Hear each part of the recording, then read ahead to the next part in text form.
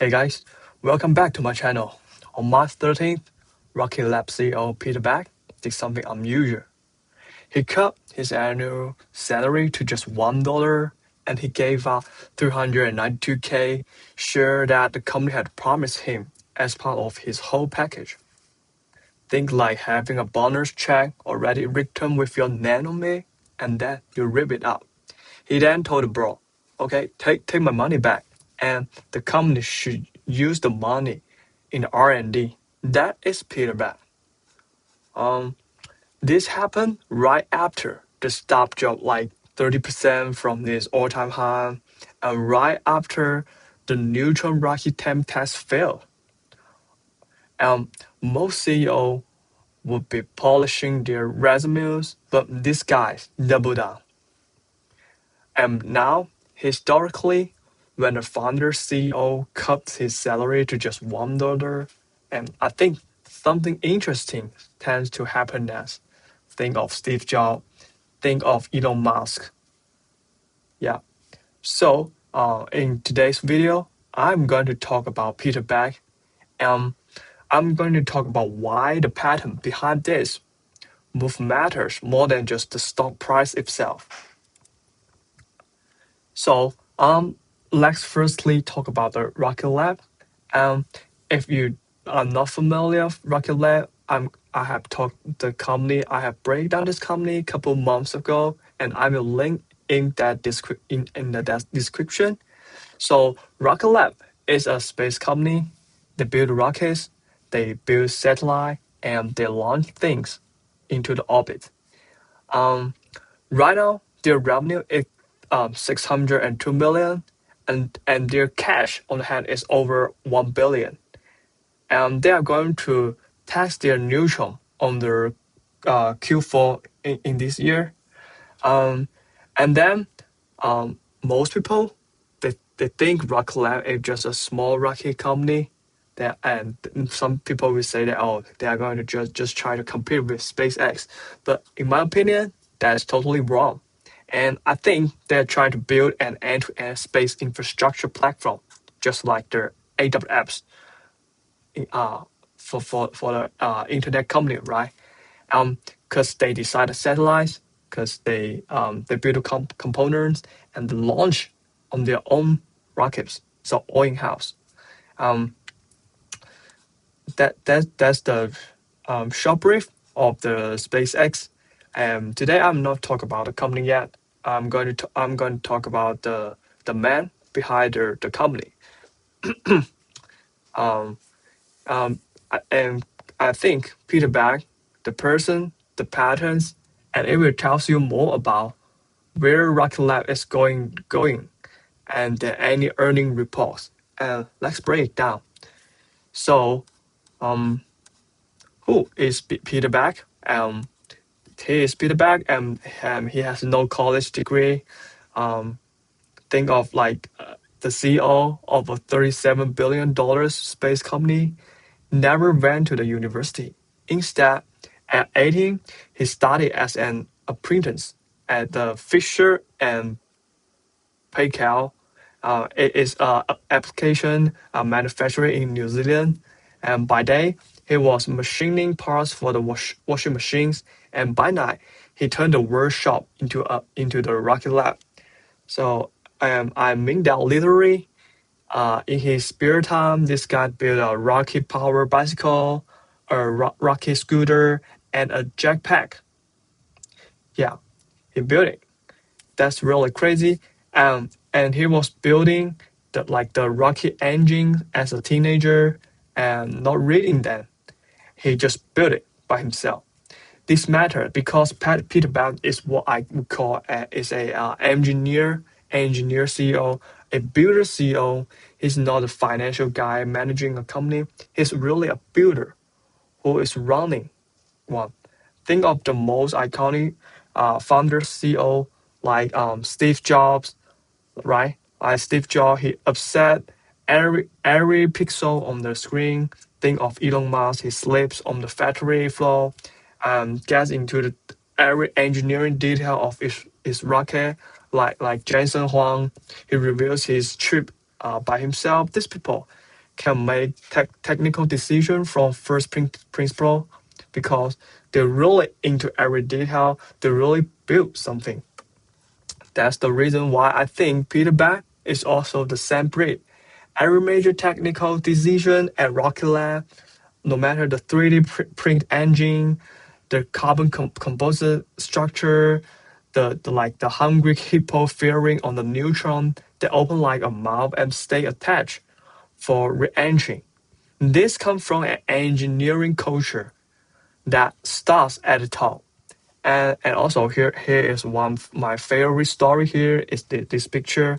He he said that he once said that Rocket Lab would never build a big rocket. He said that they would never. But like couple years later, they published that they are going to build a Neutron, the big rocket, and then he really ate his head. And I think that's a really interesting story.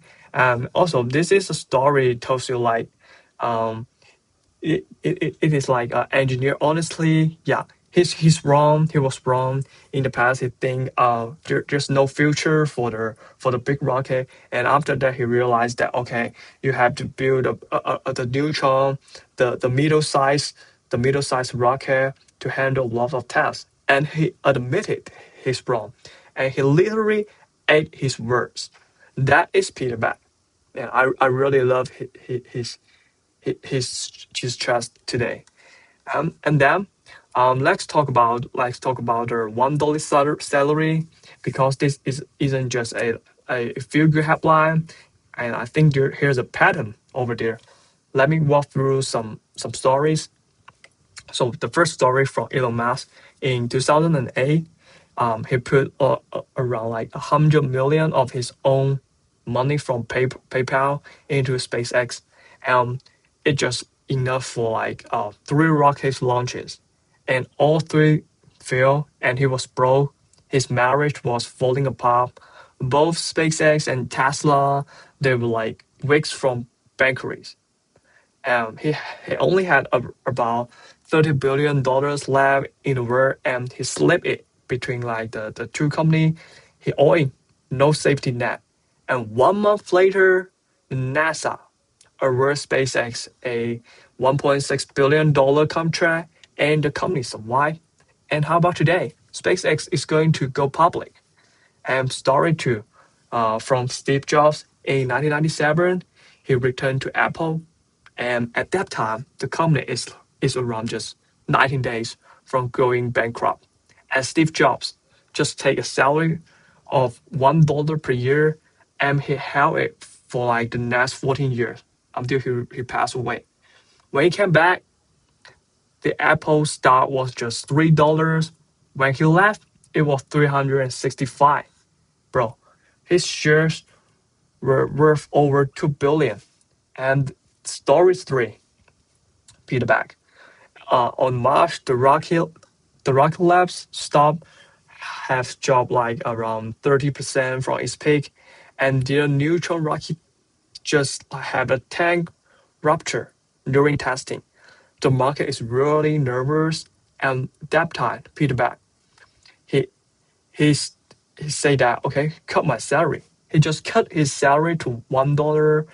He just told the company, okay, I don't need that 392K shares. Hey, use that capital into R&D, and use the money to the company's priority. And here's the pattern I want you to see. All three did at a, did these things at the hardest moment, not when things were going well, not as a victory lap, at the point of maximum pressure, at the maximum pressure. And when the CEO give up their cash salary, their only upside become the stock price. They're telling you like, okay, with their wallets, not their words. And I see something that market doesn't see yet, and I'm betting my income on it. That's the thing I really admire. And now, research also actually back this up. A research from Columbia Business School They found that when a $1 salary decision actually are alignment signal, it actually means that a CEO generally believes that the company's future, the stock returns over the following 2 years tend to be positive and outperform control groups. That's not a guarantee, but I think it is a signal. It is a signal to pay attention to. And then there's a third chat this founder share, and I think it's called like the forge in scarcity. And because they all started with almost nothing, right? And that's what made them dangerous, what made them valuable. Peter Beck, he started Rock Lab in 2006 in New Zealand, a country with zero space industry, with zero aerospace infrastructure. He just got like less than 100K dollars from the government funding, and that's it. Um, and then he flew to Silicon Valley to raise around to try to raise $5 million, and he was loved all of the room. As a rocket startup from New Zealand, nobody believed that, and he visit a lot of um, VC and stuff like that. Um, and also we can compare to Elon Musk. His PayPal fortune is only like up after he got his money and only like enough for 3 times launch it for the SpaceX and three shot. That's it. Or the Steve Jobs, he started Apple in a garage and got fired from his own company and came back 12 years later. And at that time, Apple just like 19 days from bankruptcy. And here's what I think happens in this situation. When you don't have money, right? When you don't have money to waste, you have to develop a culture of efficiency. Every dollar counts. Every dollar's important. Every decision counts, right? And Peter Beck can say that not being able to raise money early was the thing that shaped Rocket Lab's DNA, right? Um, and you can see that result also in 2025 last year. They launched 22 times of the electron, and all 21 were successful, 100% successful rate. That's not luck. That's a culture. That's a culture of precision built over like a couple of years. And also Peter Beck also said that um, he his dream is to go to space to improve the life on Earth. That's really beautiful thing. Um, and overall, I think he is a really pragmatic builder, and sometimes these pragmatic builders are exactly the people you want to run your company, right? So let me put all this thing together. I'm not saying Peter Beck is the next Elon Musk or the next Steve Jobs. That's really a lazy thinking. But I think um, we have to focus on this part, right? Here are some here are some pattern. Here's some pattern from this kind of founder CEO, and we cannot ignore it. The pattern, I can say that here are 3 parts. The first part is they build things with their own hands, right? They are not just managing from a spreadsheet. They understand the product, right? They understand every detail of their product. They know how to build product for the user. And the second, they go all in at the moment of maximum pressure. They went all in, not just when things go easy. It's when the company is in a very serious uh, position. And thirdly, they were forged in scarcity. They didn't have the luxury of being wasteful. Their discipline it make them to like don't waste their money, focus, right? And Peter Beck, I think he checks all three.